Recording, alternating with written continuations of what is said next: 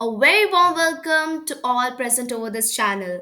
Today we will start with our Protista kingdom. We have just completed our Monera kingdom. So let's go and start our new kingdom, Protista kingdom. It is really an interesting kingdom because most of the organism we see here exist in this kingdom. Now the first question arises is that which type of organism is present in this particular type of kingdom. तो देखना ये चाहते हैं हम लोग कि किस तरह के ऑर्गेनिज्म किस तरह के एनिमल्स इस स्पेसिफिक किंगडम में रहते हैं. तो दो टाइप्स में अगर मैं बांटूं तो फर्स्ट इज यूनिसेलुलर ऑर्गेनिज्म कि बॉडी ऑर्गेनाइजेशन तो हम लोग अलग में पढ़ेंगे बट हमें देखना है कि किस टाइप ऑफ बॉडी है. या मल्टी सेलुलर ऑर्गेनिज्म की बॉडी है या यूनिसेलुलर ऑर्गेनिज्म की बॉडी है. सो प्रोटिस्टस are actually a unicellular organism because most protist species are unicellular organism. ज़्यादातर जो इस स्पीशीज होते हैं प्रोटिस्टा के, अगर मैं फाइलम जीनस क्लास फैमिली सब ले लूं तो ज़्यादातर प्रोटिस्टा किंगडम में प्रोटिस्ट स्पीशीज यूनिसेलुलर होते हैं. हाउएवर कुछ ऐसे भी होते हैं, कुछ मल्टी सेलुलर प्रोटिस्ट भी देखा जा सकता है. एक एक्सेप्शन बायोलॉजी में भी कुछ आ सकता है. Okay, such as kelp. Kelp एक तरह का स्पीशीज है which is a protista. Y?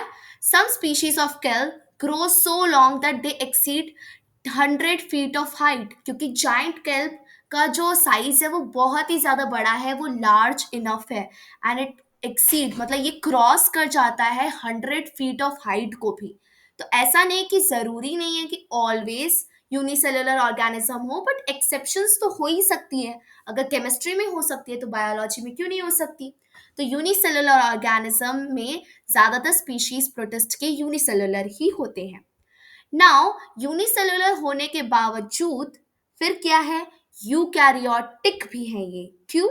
इनका बॉडी ऑर्गेनाइजेशन यूकैरियोट्स क्यों है? Eukaryotic body means they have well defined nucleus and proper membrane bounded organelles in their cell. So eukaryotes में primary feature of all protist is that they are eukaryotic organisms. मतलब ज्यादातर जो functions है उनके अंदर होती हैं, हर एक प्रॉपर स्ट्रक्चर में उनका सेल बना हुआ है. Just like other eukaryotes, the cells of the species have a nucleus. इनका एक न्यूक्लियस होता है और मेम्ब्रेन बाउंड ऑर्गेनेलीज भी होता है. बट मोनेरा के केस में नहीं था. क्यों? उसमें भी एक्सेप्शंस थी, पर मोनेरा के केस में ज्यादातर प्रोकैरियोटिक सेल्स थे, मतलब कि प्रिमिटिव न्यूक्लियस था. तो यहाँ हम लोगों ने देखा कि किस तरह के ऑर्गेनिज्म प्रेजेंट है प्रोटिस्टा किंगडम में. First is the unicellular organism and second is they are mostly eukaryotics because there are the primary feature of all protist. Second question और second topic arises is that उनका food nutrition कैसा होता है. अब जैसे a human being needs nutrition to basic for their basic functions, अब इनके अंदर भी तो न्यूट्रिशन की जरूरत है, इनके अंदर भी तो फूड की जरूरत है. तो न्यूट्रिशन मिलने के लिए टू टाइप्स हो सकते हैं, एक ऑटोट्रॉफिक और एक हेटेरोट्रॉफिक, जो हमने बेसिकली पढ़ा भी है. तो इनका फूड न्यूट्रिशन क्या है?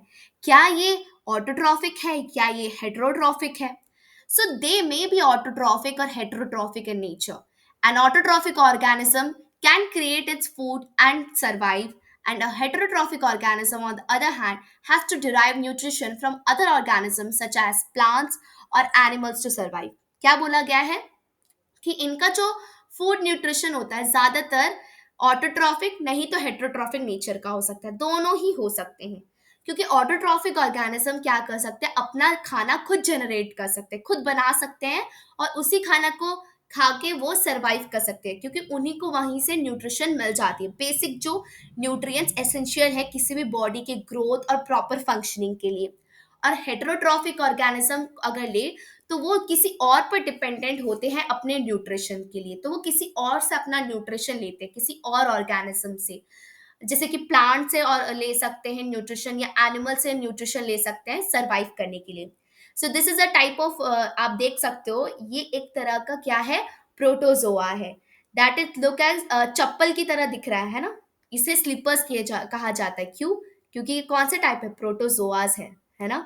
तो ये एक इंटरेस्टिंग फैक्ट था कि स्लीपर्स लाइक ऑर्गेनिजम्स कौन है, प्रोटोजोआज है. तो अब आगे जाके देखते हैं, next is locomotion and reproduction. सबसे इंपॉर्टेंट है, ध्यान से सुनिएगा। Locomotion means movement. जैसे एवरी ऑर्गेनिज्म और एवरी नॉन लिविंग और living organism need to move for one place to another for search of any things और बेसिक लाइवलीहुड। पता है आपको, एक जगह से दूसरी जगह मूव करते, किसी नेसेसिटी के लिए मूव कर सकते हैं या कुछ और रीजंस के लिए भी मूव कर सकते हैं। तो लोकोमोशन की बात करें या मूवमेंट की बात करें, तो प्रोटिस्ट एग्जिबिट लोकोमोशन थ्रू सीलिया और फ्रैजिला। सीलिया या फ्रैजिला। फ्रैजिला तो आपने बैक्टीरिया में सुना होगा, फ्रैजिला प्रोटिस्टास में भी होते हैं। और सीलिया ये एक तरह का एक ऐसा आउटग्रोइंग स्ट्रक्चर है, ज्यादातर प्रोटिस्ट दिखाते हैं। प्रोटिस्ट एग्जिबिट मतलब शो करते हैं लोकोमोशन या मूवमेंट थ्रू सीलिया या फ्रैजिला। ये दो चीजों के हेल्प से वो मूवमेंट करते हैं अपना। A few organisms belonging to this kingdom Protista have pseudopodia that help them to move. अब यहाँ कुछ ऑर्गेनिज्म जो इस किंगडम में होते हैं उनके पास स्यूडोपोडिया होता है। स्यूडोपोडिया हमने सुना था अमीबा के पास, जो इनको हेल्प करते हैं मूव करने के लिए। सूडोपोडिया एक फॉल्स फीट की तरह भी कहा जाता है। और फॉल्स फीट के साथ साथ फूड एनक्लवमेंट जो होती है हमारी अमीबा के अंदर, उसका रीजन भी कौन है, हमारा जो स्यूडोपोडिया है। इसी के वजह से मूवमेंट भी होती है अमीबा के अंदर। पर किंगडम प्रोटिस्टा के कुछ ऑर्गेनिज्म के पास भी स्यूडोपोडिया होता है, जिसका वो हेल्प लेकर मूव करते हैं। अब दूसरा टॉपिक आता है रिप्रोडक्शन। वो रिप्रोड्यूस कैसे करते हैं, अपने ऑफस्प्रिंग्स को रिप्रोड्यूस कैसे करते हैं। रिप्रोडक्शन प्रोटिस्टा में ज्यादातर मैक्सिमम केसेस में एसेक्सुअल वे से ही होता है। ठीक है, a single parent is involved in here. पर sexual method of reproduction extremely rare है, मतलब ज्यादातर देखा नहीं जाता है। सेक्सुअल मेथड ऑफ रिप्रोडक्शन ये तब होता है जब प्रोटिस्टा अपने स्ट्रेस के वक्त में हो, तभी हो सकता है सेक्सुअल वे ऑफ रिप्रोडक्शन जिसमें टू पेरेंट्स इन्वॉल्व है। पर most of the cases like 99.1% cases is protista asexual means से ही क्या करेंगे, रिप्रोडक्शन करेंगे। Next, examples of protista kingdom.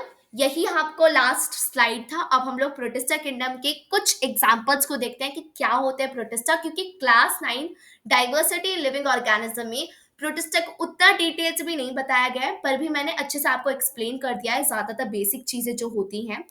तो अमीबा हो गया, यूग्लेना हो गया, स्लाइम मोल्ड, डायाटॉम, पैरामेशियम, डाइनोफैजिलेट एंड मैक्रोएल्गा, ये सारे एग्जाम्पल्स है प्रोटिस्टा किंगडम के। और इनके ऐसे स्पेसिफिक स्ट्रक्चर्स भी हैं जो बहुत यूनिक बनाते हैं इनको और रेयर भी बनाते हैं।